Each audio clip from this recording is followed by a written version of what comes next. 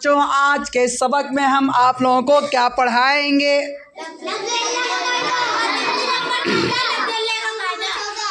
तख्ती नंबर 16 लफ्ज़ अल्लाह का कायदा। तख्ती नंबर 16 लफ्ज़ अल्लाह का। लफ्ज़ अल्लाह से पहले अगर ज़बर या पेश हो तो लफ्ज़ अल्लाह के लाम को पुर पढ़ेंगे। अगर ज़ेर हो तो लफ्ज़ अल्लाह के लाम को बारीक पढ़ेंगे। बाकी हर लाम बारीक होगा। पुर का मतलब क्या होता है? और बारीक हैं?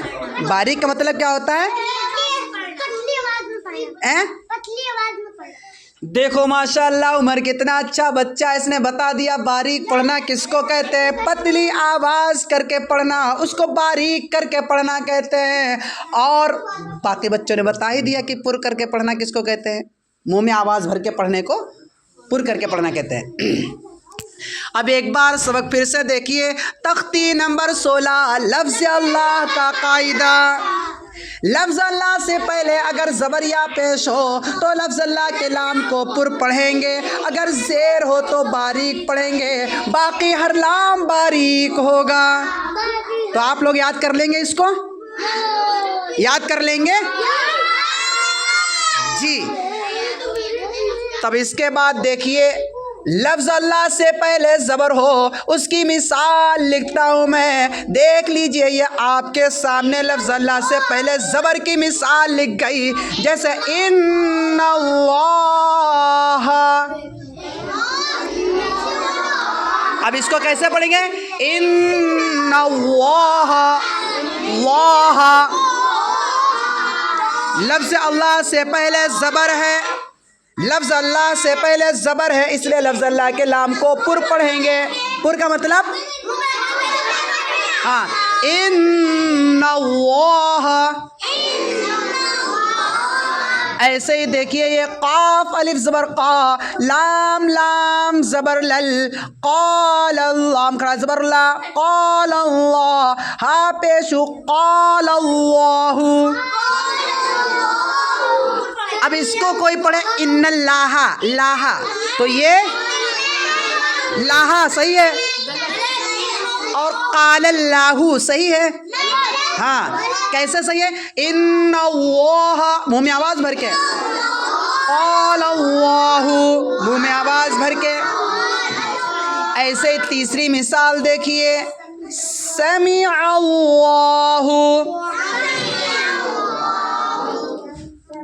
जी। इसका इजरा कैसे करना? लफ्ज़ अल्लाह से पहले ज़बर है। लफ्ज़ अल्लाह से पहले ज़बर है। लफ्ज़ अल्लाह से पहले ज़बर है, इसलिए लफ्ज़ अल्लाह के लाम को पुर पढ़ेंगे।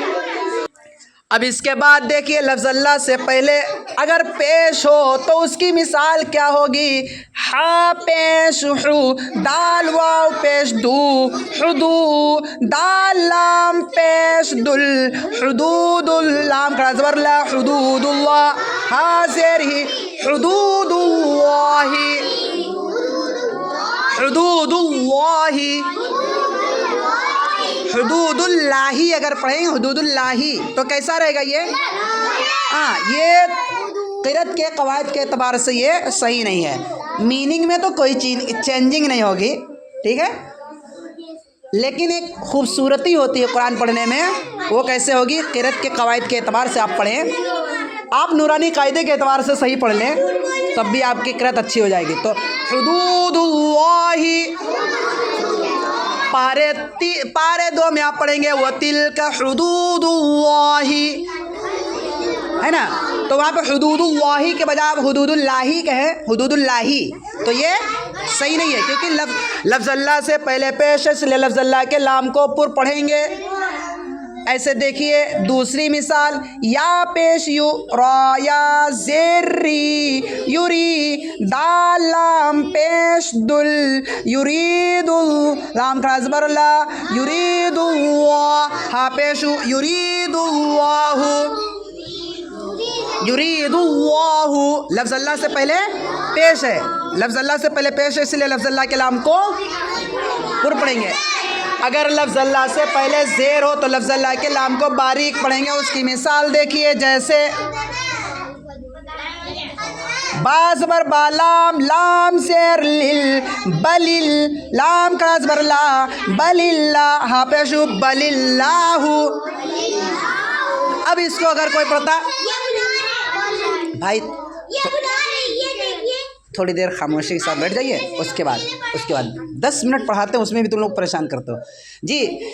अब इसको बलिल वाहू नहीं कहेंगे। अब कोई कहे बलिल वाहू, तो ये कैसा है? ये सही नहीं है, बल्कि सही क्या है? बलिल्लाहु, मुंह में आवाज़ नहीं भरनी है। अब जैसे आपने पढ़ा होगा दीनिल्लाही, दीनिल, अब कोई पढ़े वरअयतन्नासा यदखुलूना फी दीनिल्लाहि अफ़वाजा, तो आवाज़ तो अच्छी है लेकिन क़िरात उसकी अच्छी नहीं है। आवाज़ तो अच्छी लेकिन क़िरात अच्छी नहीं है।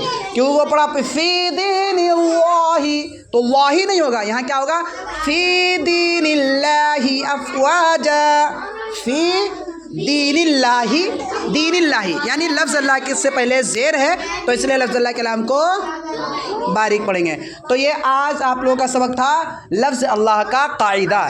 इसको अच्छी तरीके से याद करिए, कल फिर इंशाअल्लाह इसी को और समझाएंगे।